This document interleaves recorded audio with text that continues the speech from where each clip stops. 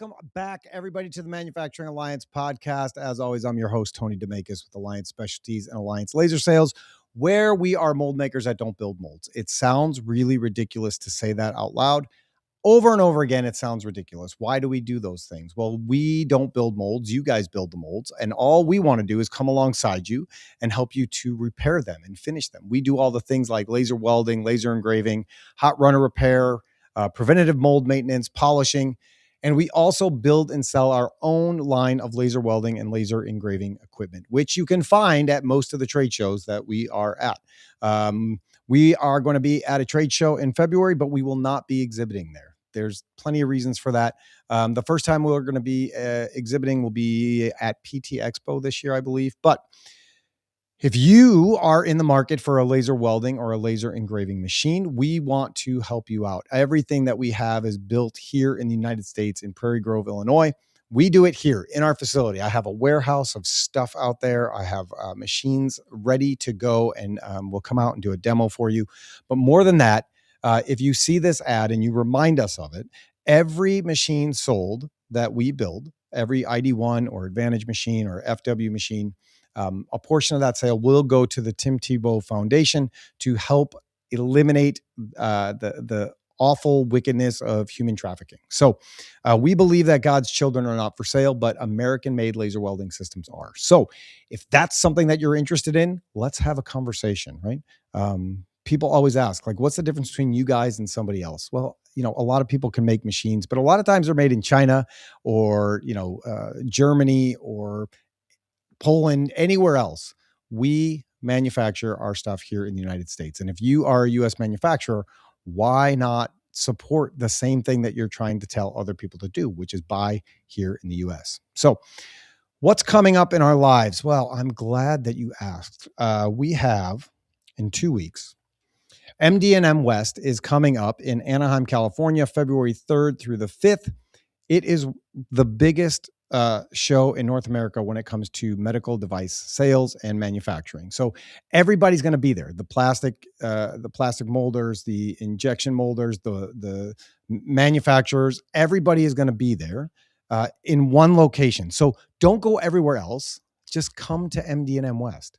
On top of that, the News and Brews crew will be back, and we will be broadcasting from MD&M West. We will be there having fun. We'll be there doing interviews with all of the industry experts, and it's going to be fun. It's going to be a great time.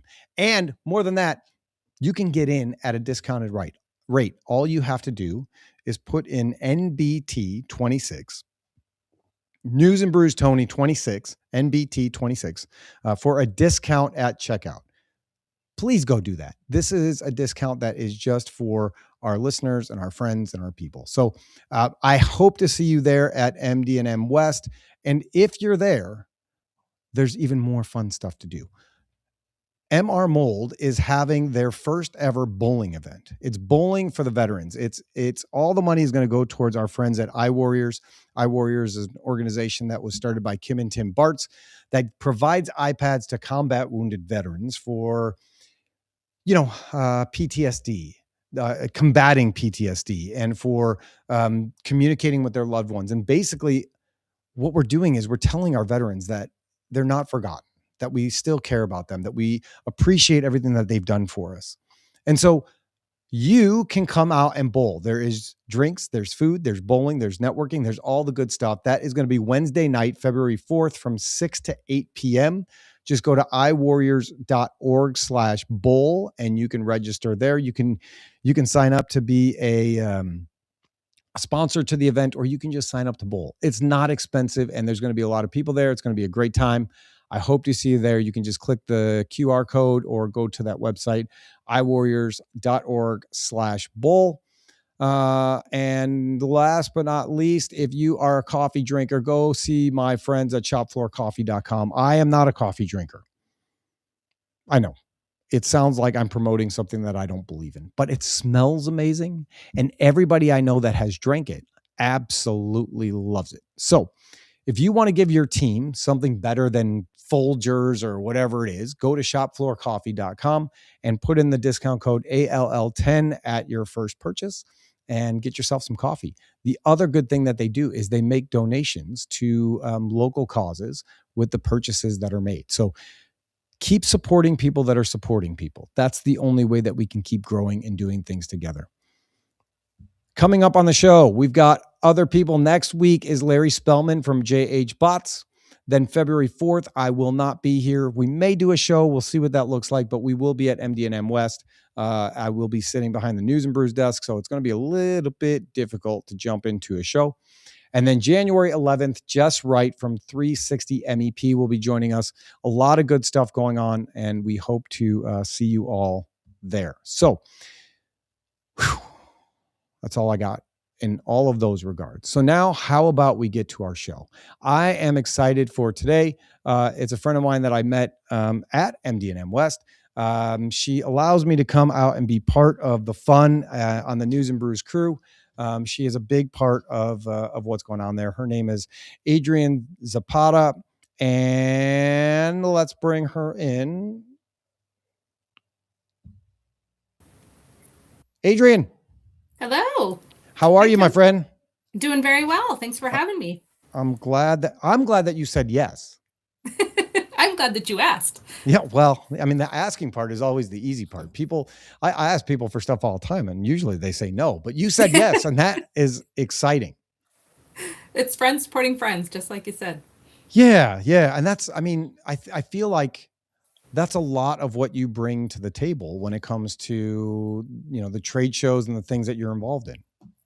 Yeah, absolutely. I mean, it's what events are really, is just bringing people together face to face, whether it's for business, memories, experiences. It's really all that it's about. So let's tell people a little bit about who you are, because, I'm sure if somebody has been to a MD&M event, an Informa event, they've seen you around, but they don't know who you are. So who is Adrienne? I am the Oz behind the curtain when it comes to MD&M West a lot of the time, which to be honest is okay with me. But right now I'm sitting as VP of our portfolio. So I oversee all of our manufacturing events within our manufacturing division, alongside my partner who oversees our battery and energy events as well. But really I've been overseeing MD&M West for, it's been my fourth year, fifth show. Okay. So this will be number 5 for me. So I'm pretty excited. Have a lot of things to look forward to, a lot of great things that our team's been working on, and excited to welcome everybody in 2 short weeks. So you stepped into the role right after COVID. Right after COVID. Yeah. 2021. That's got to be a little daunting. It's interesting. Talking about face to face. Yeah. I mean, take this thing that nobody showed up for because the world was ending and we had to cancel, and bring it back to life. What does that look like? I mean, it was multi-tiered steps, all hands on deck, pivoting a whole heck of a lot, going to digital, trying to do as much in person as possible. We're lucky in the fact that the event trades in February. So February 2020, we did have an event, went off normal without any problems or issues. So come 2021 is where things got a little bit more interesting, especially with a lot of the restrictions and things that were in place. And then obvious reasons for caution around the world, and everyone not real excited to be in each other's space at that point. But, we switched to digital, still had folks in person, just had to change our dates to a date change, got folks in 2021. This event did not skip a beat. So we traded in February 2020, August of 2021, April of 2022, and 23 is when we finally got back to our normal February schedule. So we found a way to keep the manufacturing industry moving as much as we can.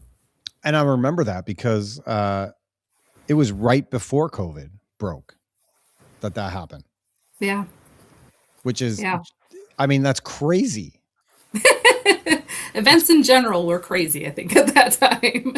Yeah. And I mean, they still continue to be crazy, but just that, thinking back on what that looked like for you guys. I mean, the next month was the pandemic that shut down the world. Yeah.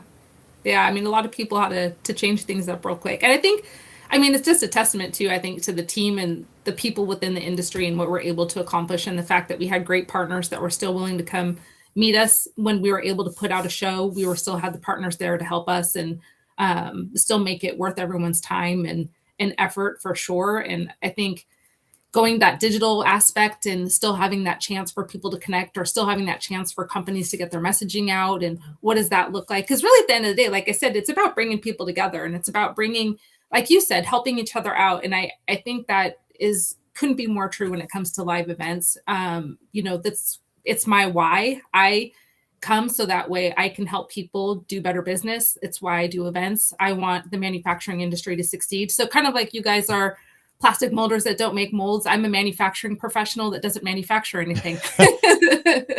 But it's really important to me that everyone has that chance. Because I mean, just think about it. You go to a show, you make that connection, you meet that person, you have that lead that turns into something that changes your business, changes everything. It really can be that one down to that one moment type of thing that really just drives so much impact for so many people, and multiply that by across our over 1,700 exhibitors. And it feels good to know that people are out there and hopefully doing better and getting better because of the fact that we're able to bring everyone together in the same space. You get to manufacture something. You get to manufacture experiences. It's true. Very true. Thank you. I appreciate that. I have to put that.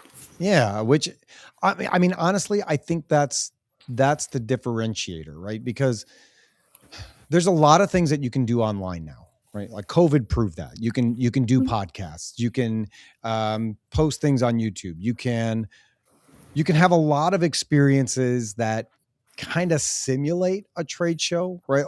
Like they try the online trade show, they try these different things, but there's nothing that beats, in my opinion, face to face, sitting down with somebody and like pushing the flesh and like not in a gross, creepy way, but feeling somebody, right? Like you can, there's touch involved. Like you can give them a hug, not during COVID, but you can give them a hug and you can see them and you can see expression, and it's easier to tell who they are and what's going on. And I think that's the biggest part that trade shows have going for them, because it's so easy to get information now, but it's seeing the people and meeting the people behind the brands that I think makes the biggest difference.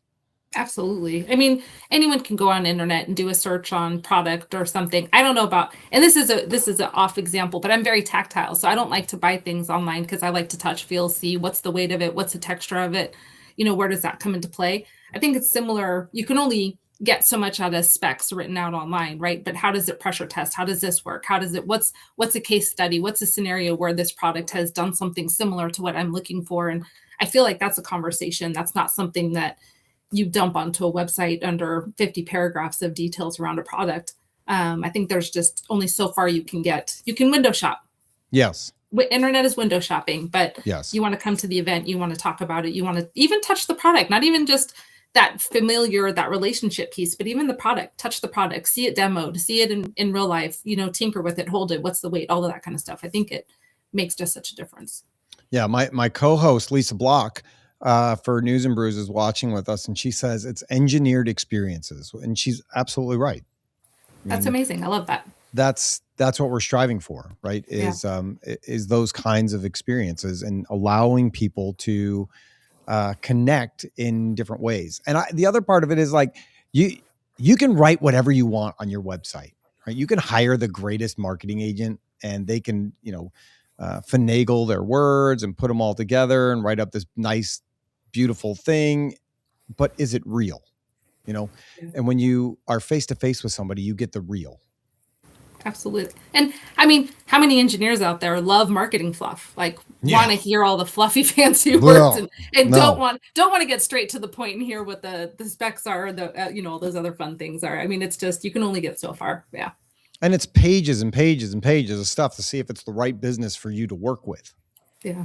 And then you have the opportunity to go to the trade show, and you walk up to somebody and you say, hey, this is what I'm trying to accomplish. Can you guys do it? Can you help me? Yeah. Do you hear a lot of testimonials from people on experiences like that, where projects are being completed and assigned, and relationships and partnerships are coming together based on just one-time meetings with people at MD&M West or Med Device or wherever that looks like? Yeah, I'm all the time. And I would say it's probably 90% or 80% at least of what gets me going when we start working and planning on these events. I mean, I was just at an event we did in November, and one of our exhibitors came up to me at the welcome reception as he came in, and he said, I just met the biggest client Mm. ever at any show we've ever done in the last 5 minutes of day one. We just met the biggest client we've ever had the chance to talk to, and said, by golly, I'm going to be here. I guess I'm coming back every year. Not that he wouldn't have otherwise, but I mean, that's huge. Like a chance meeting, and it's not chance, right? You plan to be there, you book your booth, you get all your team, you get all your product, you put up the displays, you do all the work. And so it's not really chance, it's preparation. And I think that makes the biggest difference is you're putting yourself in a place where you have the opportunity for opportunity versus hoping and praying someone hits the contact us button on the website. It's just completely different.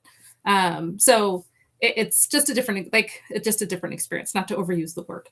No, I mean, it's 100% true. And, there's people that they put, like you said, it's not inexpensive to go to a trade show.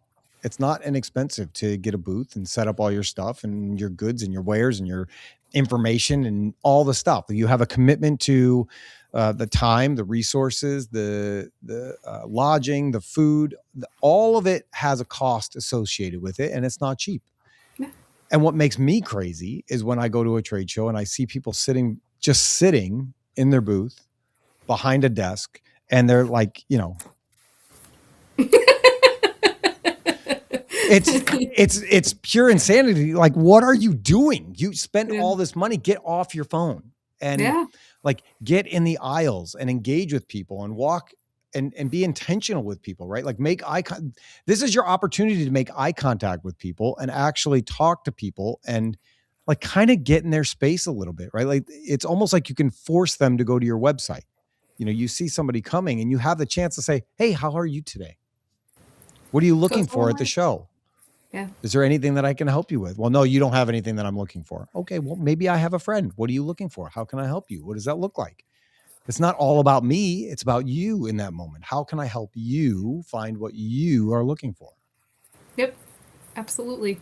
And I love that you said that. I think that makes a big difference. The maybe I don't, but maybe I have a friend who does concept. And I think that's where, one, it's really great to get to know your neighbors at a trade show because you can help support each other, definitely. But not just that, within the industry itself. So even if someone's not sitting next to you, you still can point them in the right direction. I think that's really, really important and nicely said.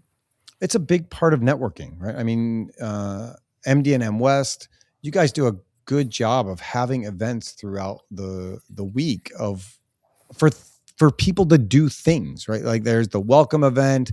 What other events do you guys have this year?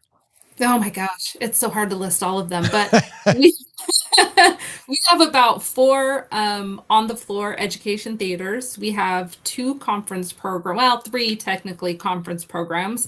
We've got about a handful of workshops that take place on day 0. We do our welcome reception. We have booth crawls during the day. Day 2, we have our beer garden.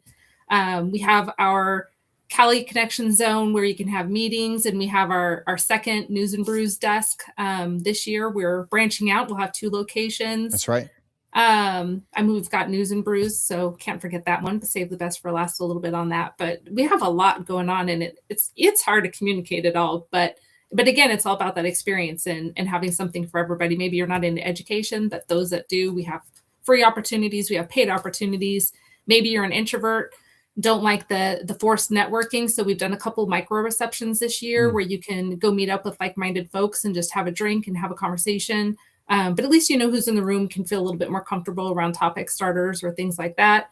So it's really just, whether you are comfortable approaching somebody or not comfortable approaching somebody, I feel like there's a really great balance between opportunities to connect and where it's not into forced situations or uncomfortable situations, but certainly the opportunity to just like the welcome reception, go relax, have a good time, listen to some music, have some great food and drinks, chat with some people if it makes sense for you. But there's a little bit of everything.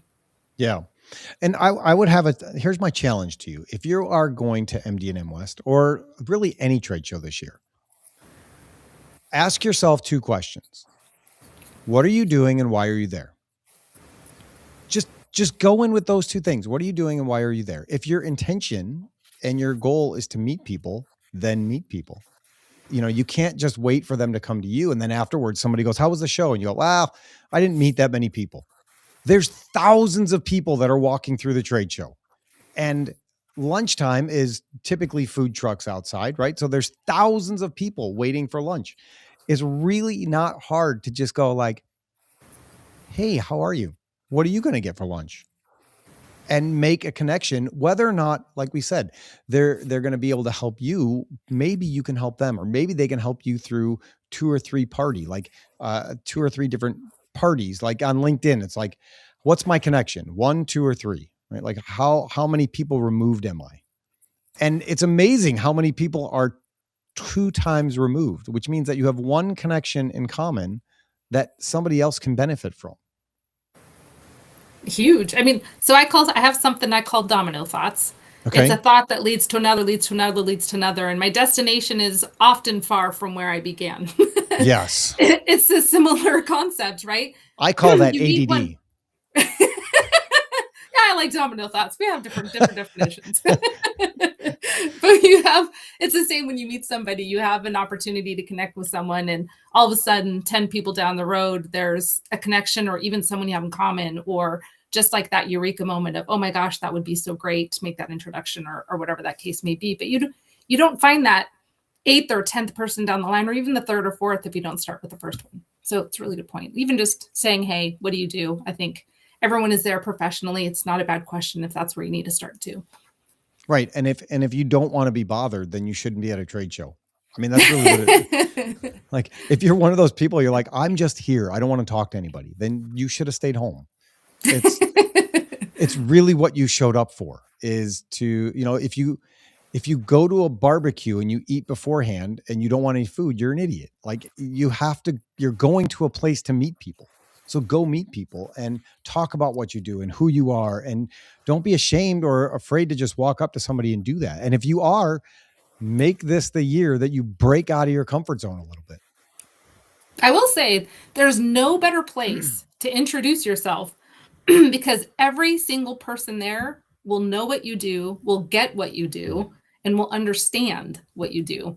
And I think not everyone can always say that. And it's not like you're going to a party of random strangers and hoping someone understands that you work within whatever industry it may be, whether it's med tech and the regulations and policies and restrictions and the things that you have to do to meet all of that. Yep. Everybody there is going to get that. If you say your title in your company, everyone is going to chime in on that, or is going to get that. So I think if there's anywhere else, even if you don't feel comfortable, you're there with your people. Those are your peers. Those are your folks. Those are the ones that get you. So no better place to feel comfortable chatting with someone. How have you seen the landscape of trade shows change in the 5 years that you've been in charge of the MD&M West experience? Because they have changed. So what have you seen that the booths want? What have you seen that the visitors want? How has that experience changed overall? And how do you see it changing in the future? It's a really great question. I mean, I think there's a lot of ways. I think there's a lot of ways that they're still the same, but a lot of ways that they've changed. I think the fundamentals are there, and the fact that people are coming to connect. I'm an exhibitor, I'm an attendee, I'm looking for a product, I'm looking for a customer. That foundation is still there. It's how they connect. I would say that it's probably changed the most. More folks are looking outside of the booth. So not just let me plant my flag and let's hope that someone responds to my flag, but it's, I want to talk to somebody. I want to engage with somebody. I want to have that conversation with somebody. And how do I find them? Oftentimes shows are so big and they can seem overwhelming. And how do you find exactly what you're looking for? But it's taking those moments that are outside of the booth to have that conversation. And I think a lot of what you've been saying, or what we've been kind of chatting about, leads to that. Really is, I want to talk to someone, I want to know what they do, but I don't necessarily want to have to stop by their booth to do it, is what I'm getting a lot of. Like, they want more networking opportunities where they can have natural connection, but know who's in the room, know who they're talking to. So that same piece, but without, hoping and praying that the booth that you stop at is the one that you're looking for. So I think that's where it changes a little bit, is just that networking, that ad hoc networking is a big keyword that has come up, I would say, over the last couple of years from both an attendee and an exhibitor perspective. How do we get together outside the booth is the biggest question. I heard a lot of good feedback from the Med Device Boston speed dating session that you guys had. Yeah, absolutely. Exactly. Right. So, but there's different ways to connect. So we don't just do speed networking, we do topic networking. So we say, and we don't try not to get too granular because we want to leave it to where there's enough conversation for someone to have within that space, because there's different things people are looking for. If you just say automation, I mean, that could mean a million different things to a million different people. So what does that look like for those specifically that are looking to talk automation? And so having those conversations, but again, it's about understanding who's in the room. And I think those types of opportunities give that chance. There's a mentor session that we did. So folks that were looking for mentorship, whether it be a mentor or a mentee, we did a job seeker session. So it's just those different types of things where it's more purposeful, more intentful, I guess, if you were, if that's the word. I don't know if that's even the word. But it just, it has more focus to it instead of random chance. I laughed slightly when you said job seeker networking event, because I could just picture like somebody, hey, I have to go for a walk. Can I leave the booth for a little while? And you're like, wait, this is the time of the job seeker for what are you doing? I need to go for a walk. Is that okay? Can I have randomly? Can I have my 30-minute lunch now? But I think that's a great opportunity, right? Like, we were at a different trade show and we were exhibiting, and a father came up with a son who was like graduating from college. And the son wanted to be an engineer, and the dad came over and he introduced himself to me and said, "This is my son, Jacob," or whatever his name was. And he said, Jacob is getting ready to graduate college. He wants to be an engineer. He wants to get into this field. Would you say that this is a good place for him to find some employment? And what should he do while he's here? And I looked at him. I said, first of all, this is a great place for him to come. If he does what I'm going to tell you right now, then I would guarantee he'll at least have the opportunity for 3 or 4 interviews before you leave here today. I said, first of all, Dad, you need to go wait in the car, because Jacob needs to be able to walk up to these people on his own with confidence, shake their hand, look them in the eye and say, "Hi, I'm Jacob. I'm graduating as an engineer. I would like to work for your company. Can you tell me about it?" If you do that, everybody's looking for that person that has the gumption, the confidence, the willingness to work, all of those things to just say, you know what, I'll take a flyer on this kid. I'll do an interview. Maybe not on the spot, but we'll call you. Yeah. But Dad has to wait in the car. Dad does have to wait in the car. I think that's great advice. Dad can't do that for you. If Dad comes over and introduces you and says, "My son would like to work for your company," I'm going to say no. It's equivalent to passing notes in high school. Yeah. Do you like so-and-so? Check yes.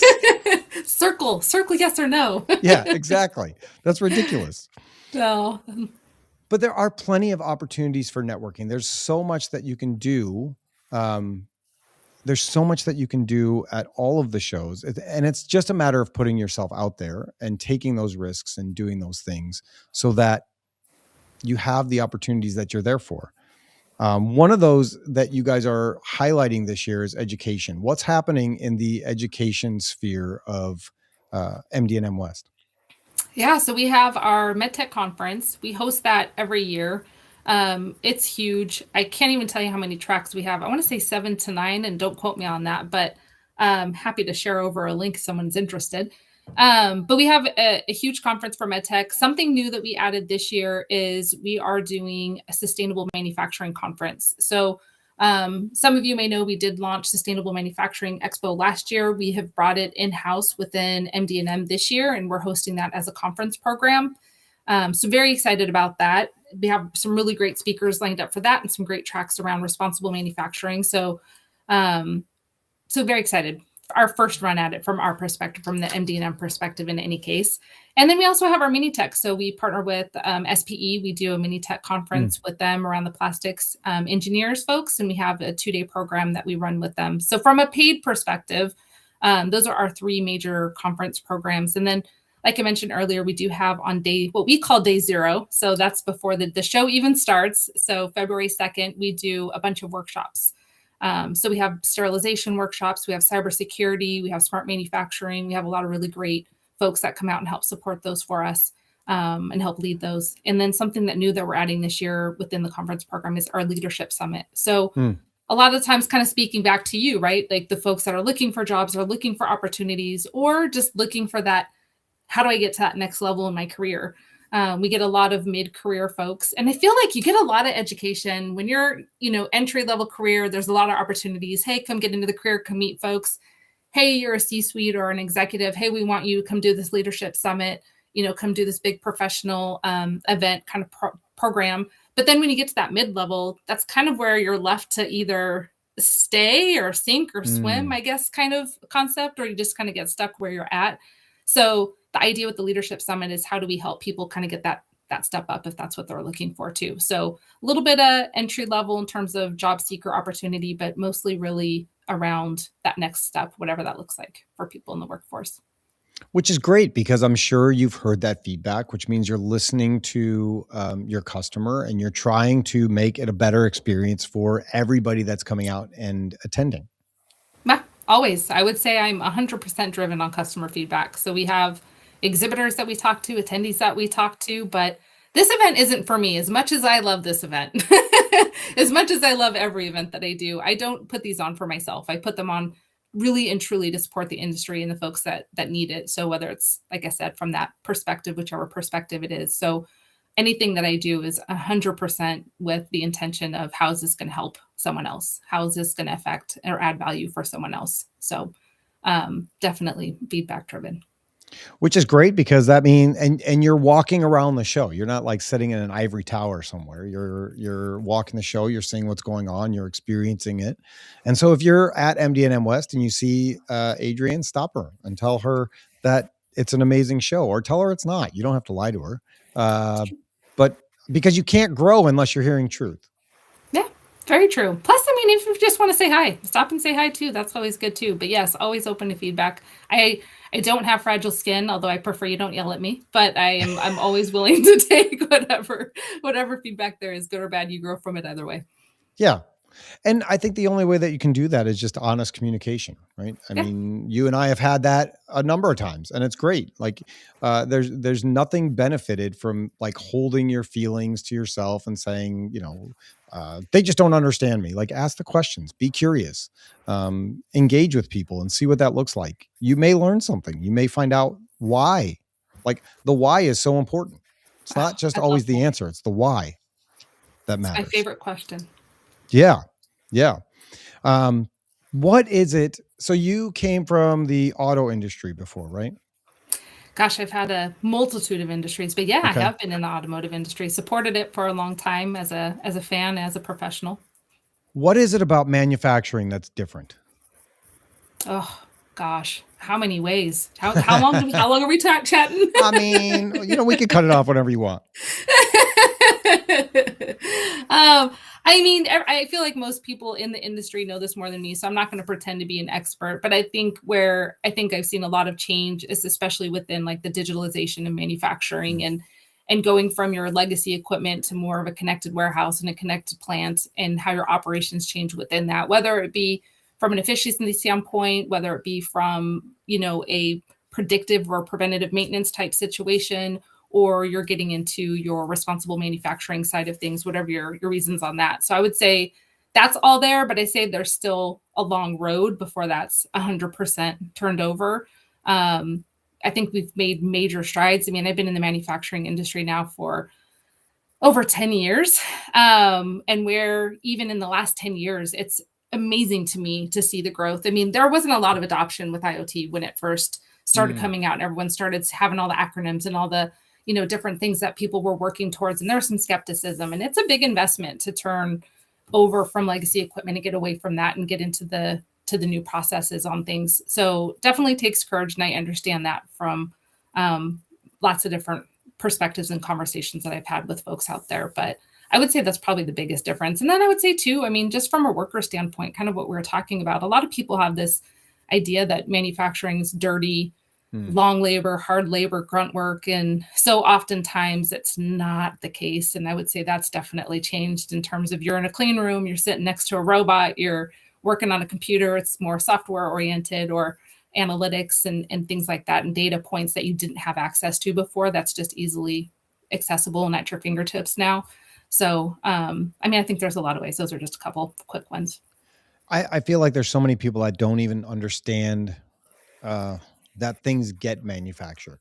Like they just, you know what I mean? Like they just go to the store and it exists, and they think like it's just there. Poof. Yeah, like it just appeared. Like Merlin is over in the corner, just like Harry Pottering some stuff up, and they don't realize that things have to be created. They have to be thought of. They have to be built. They have to be designed. They have to be engineered. They have to be put together. Like things don't just exist in their own. Designed, tested, regulated. Yeah. I Yes. mean, there's so many crazy steps that go into something for sure. Agreed. And it's not just a truck that drops it off. It actually starts somewhere. Right. And somebody has to make those things. And so when people are saying that there's no jobs or there's a lack of opportunity, there's plenty of opportunity. People just don't recognize that it's there. You know, most of the manufacturing companies I know of are looking to hire people now. That they are looking for the right people to do that. And they're willing to train. What they're looking for is somebody that's willing to work hard and be curious and show up and have a good attitude. Short of that, they'll teach you the rest of it. Yeah. Which is nice. But I think that's where, like I said, again, I think it's just that perception of what manufacturing job is that stops people or kind of, sets them on a different route. But I will say, admittedly, when I first started in manufacturing events, I didn't know a thing about manufacturing other than I loved the finished product. So similar to what we're talking about, right? So Yes.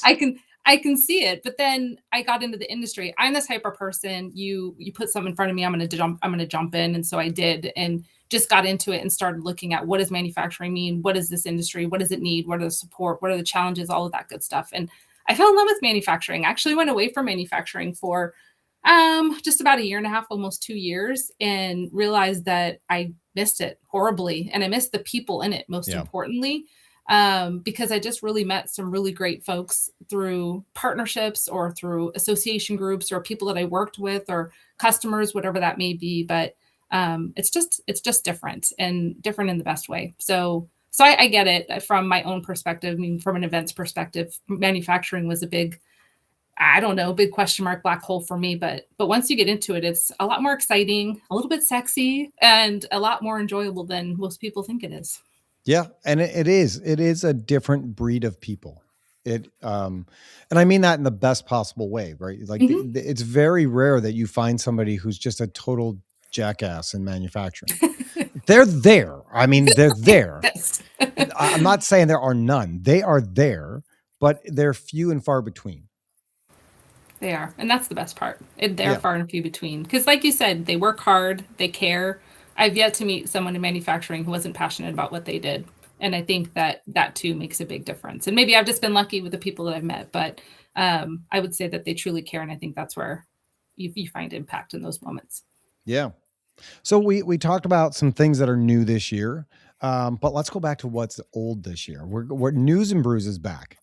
It is. And man, I wouldn't say it's old. To me, it's still very new. It is still very. How long has it been going? This will be our 3rd year. Okay. All right. Hey, so I can say I've participated in all 3 years. That's great. See? The first year I was interviewed. Yeah. So that's great. Cutting edge. Oh, it's my favorite feature. It is the thing I look forward to the most. And I think I probably spend way too much of my time down there. But is there such thing as too much time down there? I don't think so. I don't think so. I enjoy it as a feature. You guys are amazing. And I say you, Lisa, Scott, Jim, the whole team. I mean, the energy you guys bring, the excitement you guys bring, the production crew that we work with over at Baker's Man. I mean, I Yep. don't think that there's that anyone that phones it in on that at all. And I think it makes such a difference in what you guys create. It's just pretty exciting. And then the people that you get to chat with and learn about. And I think it's all probably the best thing I've ever worked on. One of the best things I've ever worked on. I loved it. Last year, I absolutely loved it. I loved all the people that I got to talk with, and just the level of excitement and curiosity that comes from that, where people Mhm. are wondering, like, what is going on over there? What are those crazy people doing? What are the lights? What are the cameras? What are they filming? What is happening over there? And curiosity is what makes the industry move forward. And being able to tell those stories and find people that are curious and share all of that makes a huge difference in what that looks like.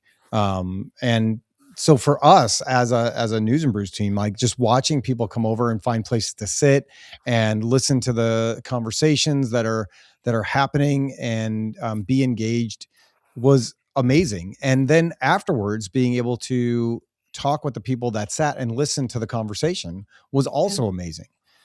Being able to have, like you were talking about before, some direct feedback with people, and find out what they want to learn more about or what they enjoyed about the conversation and what that looks like. Uh, it's such a cool opportunity for me to have new people that I get to talk to and be introduced to, and do that with Lisa and Jim and Scott, um, and new person to be named, uh, is so much fun. And the Baker's Man team is amazing. They are. I mean, we truly got lucky when we found them. It was a, again, serendipitous moment, but no turning back, no regrets. So No. I do have a question for you. I know Okay. you're Yeah. asking the questions, but I do No, I have a love it. question for you. What are you looking forward to talking about at News and Brews? What are you excited to talk about at News and Brews? What topic? What trends? What people? What are you excited about? I think that for me, it's always exciting to talk a little bit about the idea of sustainability. I know we did that last year, and we have the sustainability area at MD&M West, but I think sustainability is one of those things that means so many different things to so many different people that it's hard to understand how to wrap your brain around that concept. Because there's so many people that are on board. Like, it's not a concept where anybody's like, no, I don't want to do that. Everybody agrees that it's good. Everybody agrees that we can do a better job of being sustainable and renewable resources, and we shouldn't have single serving throwaway stuff. Like, everybody gets that. Nobody knows how to do it. And how do we make that a thing where it makes sense to everyone so they can participate? Like, at my house, we have a recycling bin and we have a garbage can. We have that, but nobody goes over what goes in the recycling bin and what order and how it needs to be done and what that looks like. And so as a person, I go, I'm doing my part. This goes in the small garbage, this goes in the big garbage, and they're both, one's recycling and one is uh the garbage can. I think I'm doing what I'm supposed to do, but the reality is, am I don't know. What goes in here, what goes in there, how do I know the difference? And so there's a ton of people that have knowledge in that. So I mean, there's one person in particular that I'm going to try and talk to. She is with the Plastics Association. I'm going to reach out to her a little bit more. And I think one of the conversations I'm going to be having is with Mike Devereaux from Whipfly.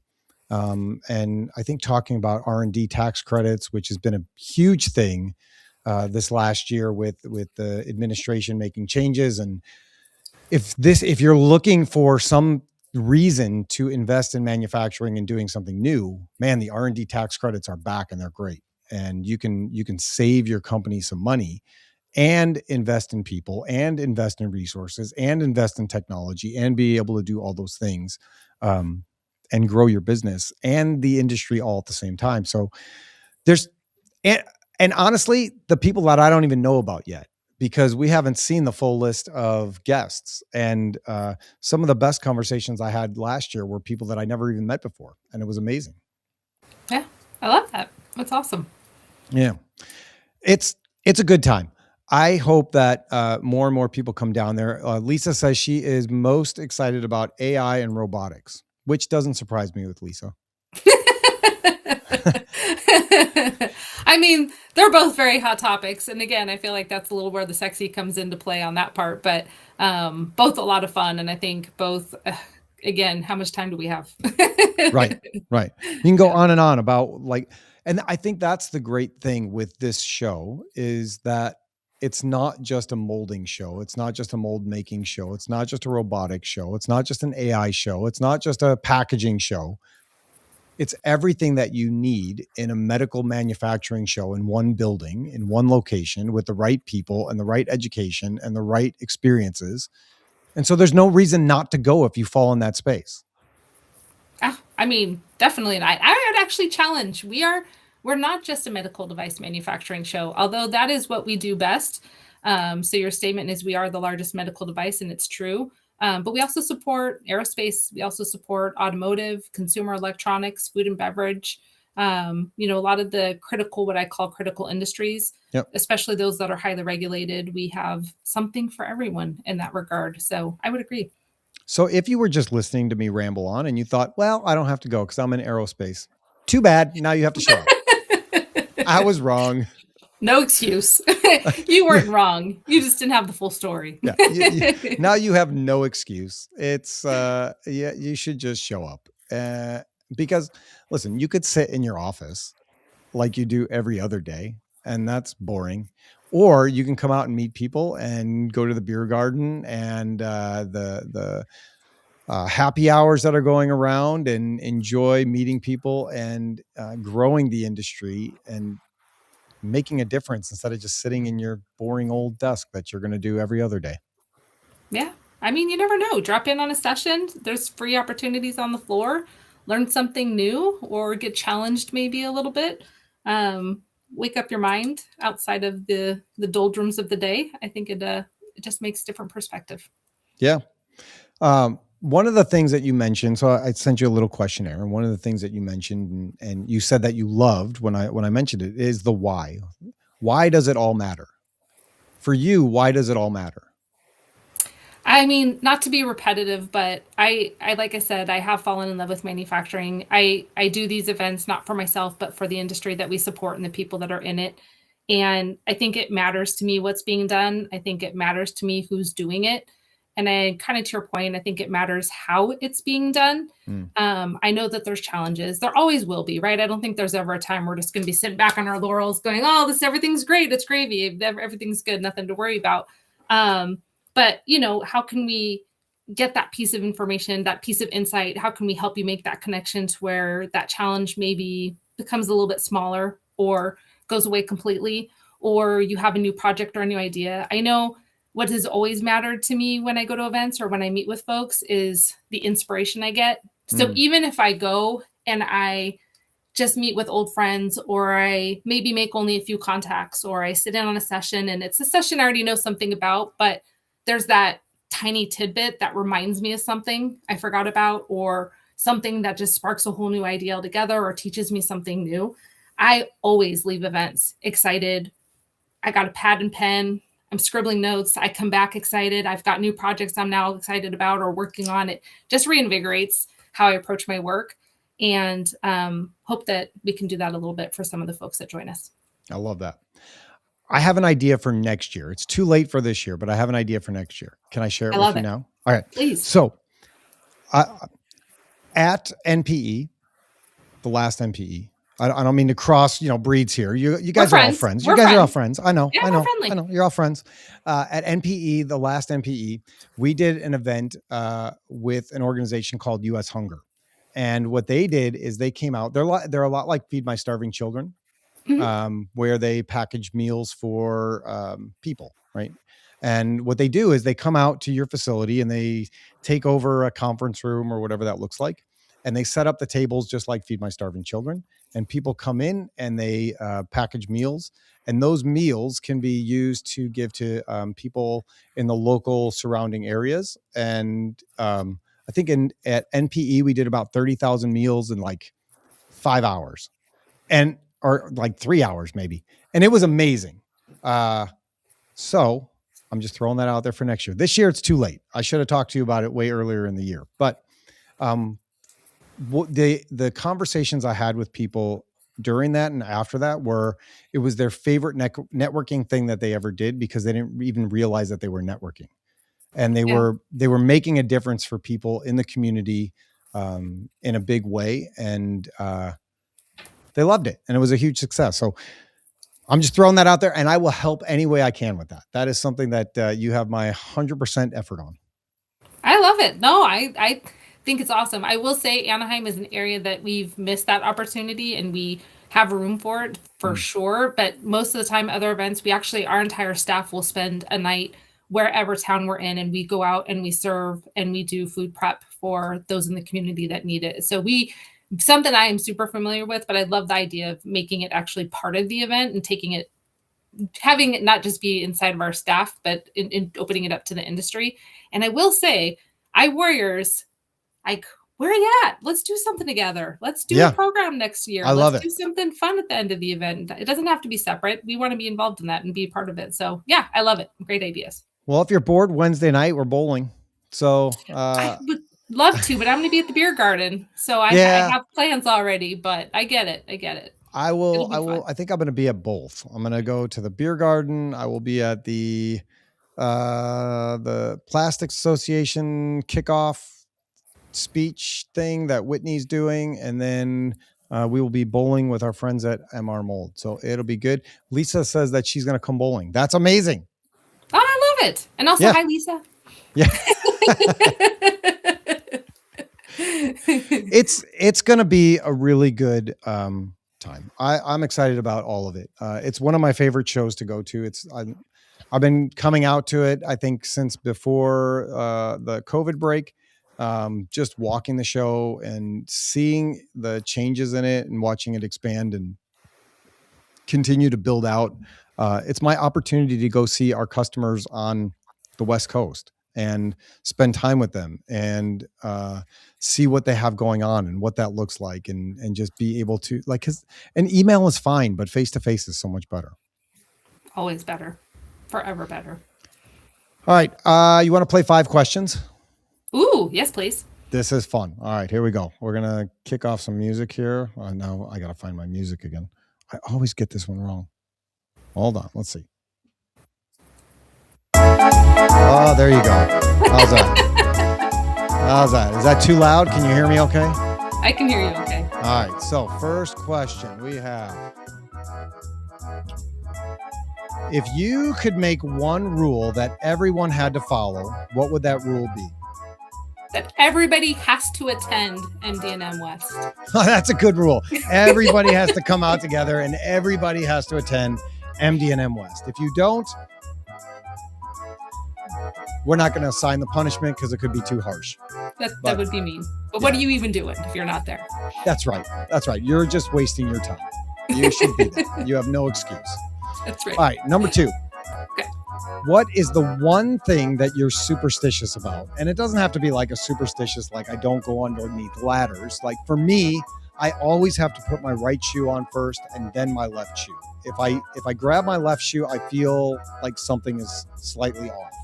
So I actually work hard not to have superstitions. Do you? Yeah, I do. I work very hard not to. And I get this way with sports, and I try not to, but because I'm a big sports person, and I get into the whole, like, people wear the same sweatshirt, or they don't shave, or they just don't they don't take off their socks, like whatever that may be too.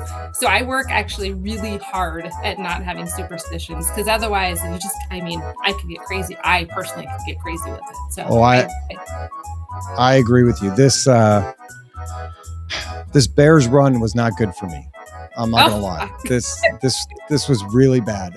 One of my best friends, I love him, and I have never in my life seen the Bears win a game when we watch together. Ever. Really? Ever. So here's what happened. So then I went. It was my daughter. No, it was Christmas. It was Christmas, and the Bears were playing the Packers the weekend of the Christmas party for our family. And so my wife's family was over, and the Bears were playing the Packers. And so I invited a different friend over, and they won. They won that game. And so I looked at him. I was like, we now have to watch every game together. That's what just happened. And so I'm sorry if you don't like me that much, but this is where we're at in our life and our relationship going forward. It's for the greater good. It's for the team. Yes. So then the next 2 games I watched with my friend Ben, and they lost them both. And I was like, this is awful. Like, this might actually be a thing. So then I said, we are not watching the Bears-Packers playoff game together. I'm sorry, we can't.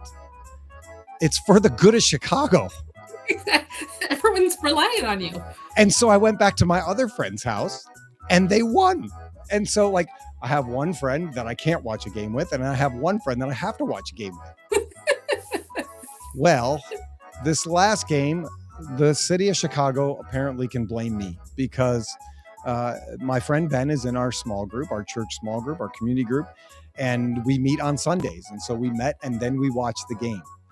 But I thought that I had it all figured out. I borrowed one of my friend's t-shirts, and I wore that so we would like be together, but we weren't together.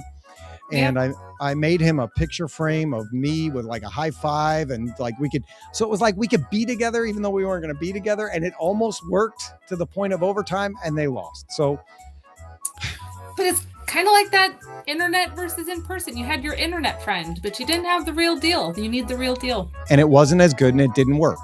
Yeah. So there you go. Lesson learned. So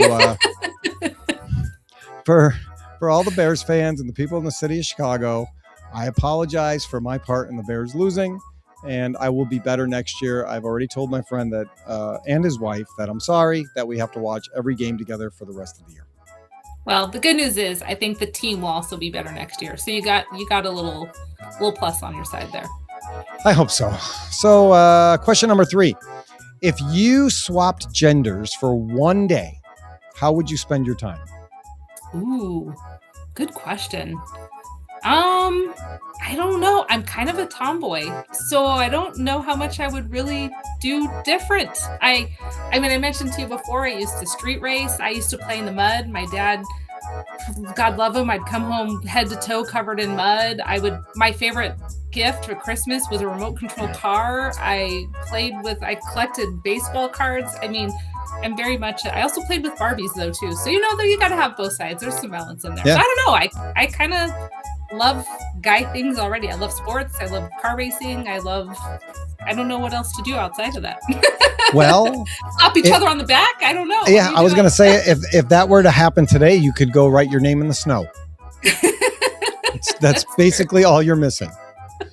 That's very true. I would go write my name in the snow. I love that. When you're out hiking and in the mountains and all those things, it'd be easier for you to go to the bathroom. Actually, that would be amazing. I would love to go to the bathroom. This is what I'm saying. So there you go. You just found the thing. That's love what I'm that. saying.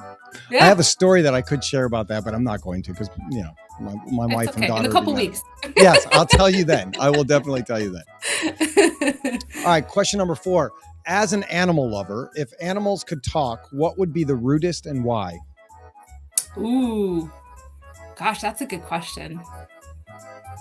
I don't know. I mean, dogs and cats, they're pretty sassy and they're used to humans. So I feel like they wouldn't be so bad. I feel like it would have to be some like exotic animal or something. Birds are pretty snarky as is, and they already do talk. So I feel like birds could be up there too.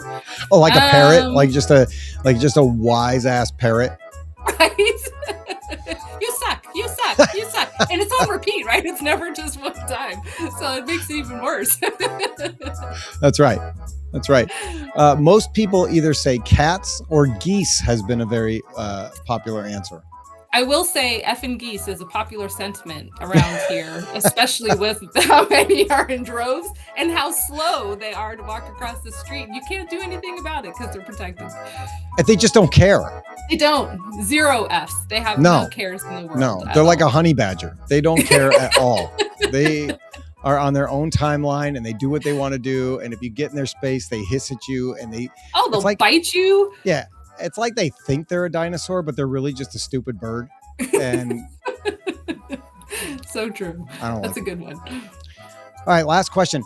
How many kindergartner kids could you take in a fight before you were outnumbered? My first instinct was 6 to 8. Okay. I'm pretty scrappy. I'm also close to their size. I'm pretty short, so I feel like it wouldn't be that far off of a fight. That's great. That is fun.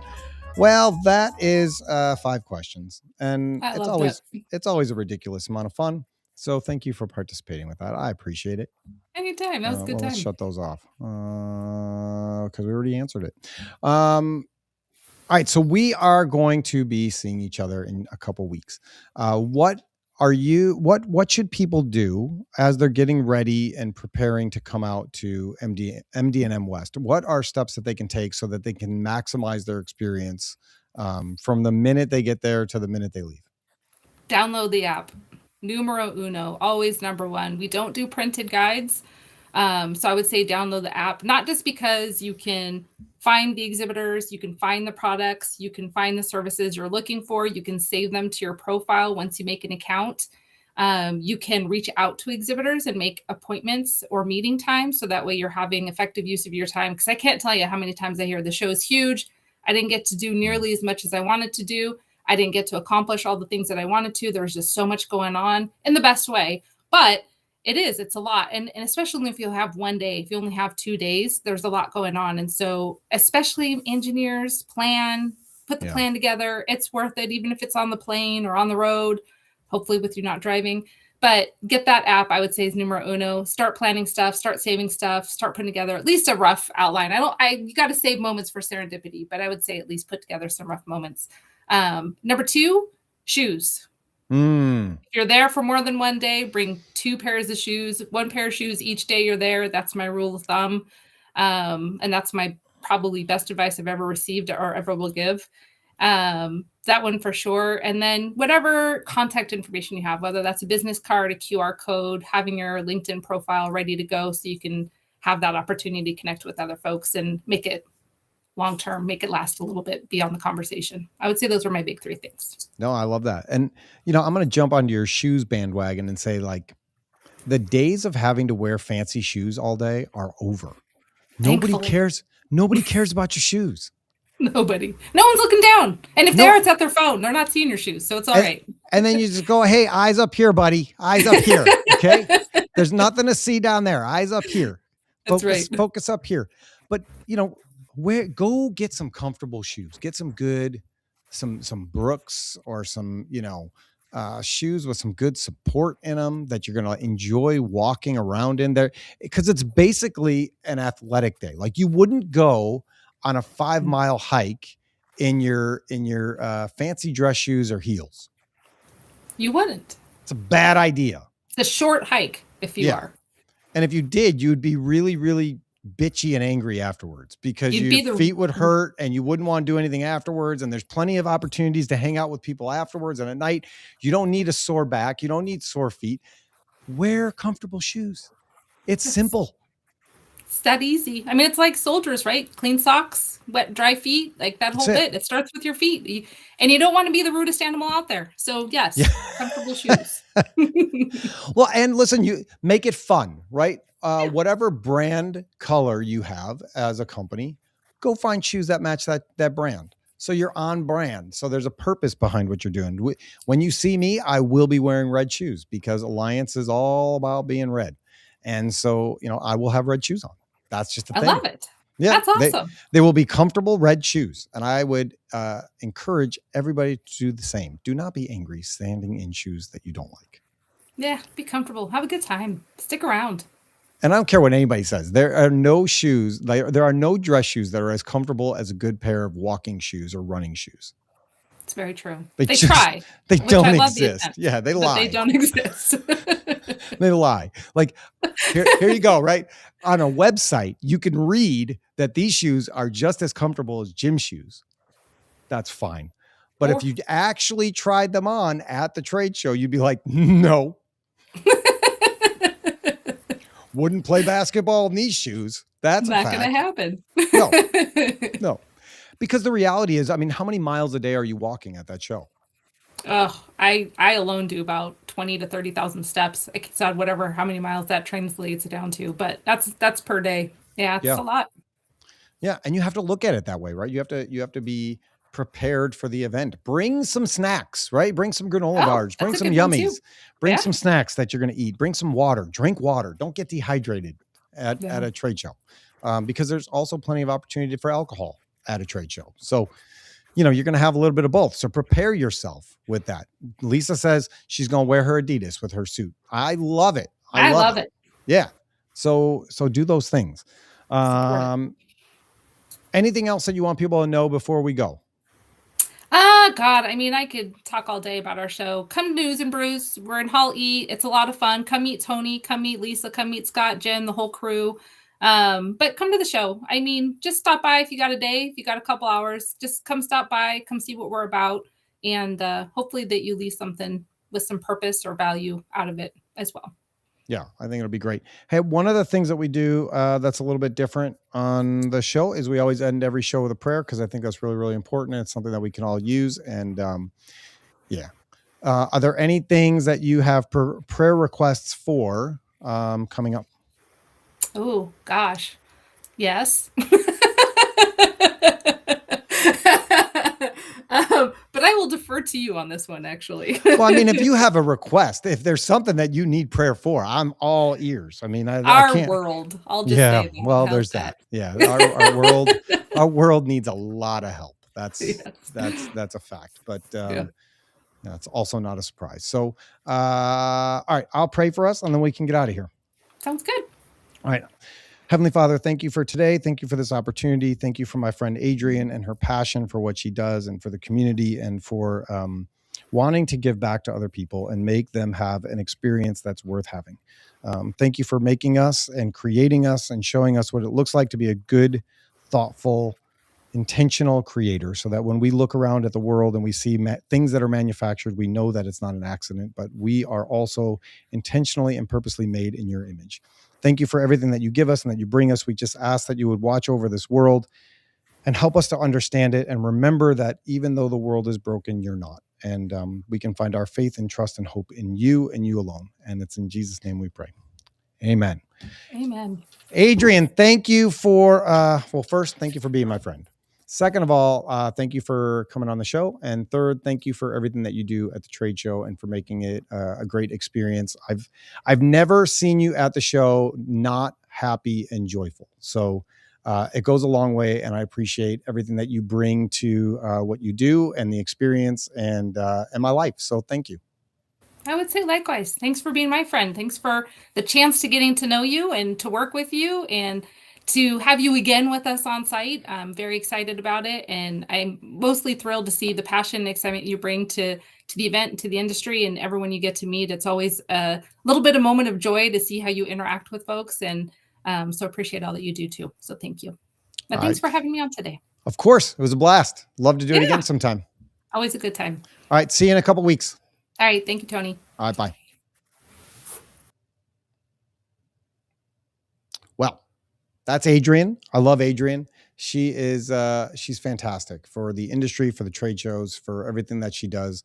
The passion and enthusiasm and joy that you just saw, it's not fake, right? That's the one that I see every time we go to the show. And I appreciate that, which is one of the reasons that we keep going back, and one of the reasons that I'm so excited to be part of the show itself as the News and Brews crew. And so I hope to see you all there. It's going to be a great time. Once again, I'm going to throw this up there. I think this is the right one. Yes, I'm going to throw this up there. MD&M West, what we have been talking about this whole time, is February 3rd through the 5th in Anaheim, California. There are, I believe, a few random booths available. If you are still like on the fence, should I go showcase my stuff? Should I not? Why not? Give it a shot. And if you just want to see what it's all about, come out. Whether it's medical, whether it's aerospace, whatever it is that you are in, the right manufacturer is probably going to be in the building. You can interview all of them at one time. You don't have to go from place to place to place to place. You can find everything you're looking for in one location. So come to MD&M West, come down and see us at the News and Brews desk, have some fun, network with people, enjoy the day, and put in that discount code NBT26 to get your discount and enter into the show. And then while you're there, come bowling with me. Come bowling with me at the MR Mold bowling event that benefits iWarriors. Just scan the the QR code. I think it's $50 to bowl, and the money is going to go to a good cause. Just go to iwarriors.org/bowl, and we will see you at the bowling alley. I can't wait for that. It's going to be a really, really good time, and I look forward to it for everybody. Lisa, thank you for being with me on here and chatting back and forth. I can't wait to do that with you in person. It's going to be an amazing few days, and I look forward to being there with everybody. It's a great time. On behalf of myself and Adrienne, Alliance, and MD&M West and Informa Markets, thanks for watching and listening. Take care, and God bless.